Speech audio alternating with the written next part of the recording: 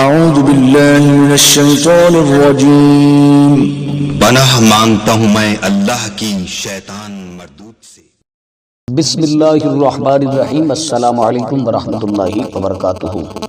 آج میں اپنے بہن بھائیوں کے لیے رزق کے حوالے سے، رزق کی تنگ دستی کے حوالے سے بہت ہی مجرب، بہت ہی پاورفل، بہت ہی خاص وظیفہ لے کر آپ کی خدمت میں حاضر ہوا ہوں۔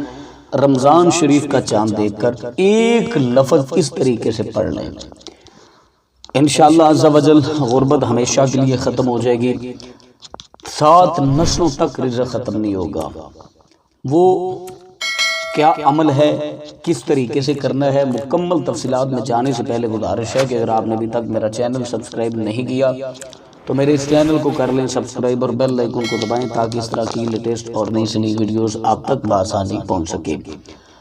ناظرین، اگر آپ چاہتے ہیں اپنی غربت ختم کرنا، اگر آپ تنگ دستیوں سے نجات چاہتے ہیں، اگر آپ غربت سے اس فاقے سے نجات چاہتے ہیں، اگر آپ رزق کے بند دروازے کھلوانا چاہتے ہیں، رزق کے خزانے حاصل کرنا چاہتے ہیں، تو رمضان شریف کا چاند دیکھ کر آپ نے رمضان شریف کا چاند دیکھنے سے پہلے باوضو ہو کر درود ابراہیمی پڑھنا ہے۔ درود ابراہیمی پڑھنے کے بعد 11 مرتبہ درود ابراہیمی پڑھنا ہے۔ اس کے بعد آپ نے کثیر تعداد کے ساتھ، جتنا آپ آسانی کے ساتھ پڑھ سکتے ہیں، واللہ خیر الرازقین پڑھنا ہے، واللہ خیر الرازقین پڑھنا ہے۔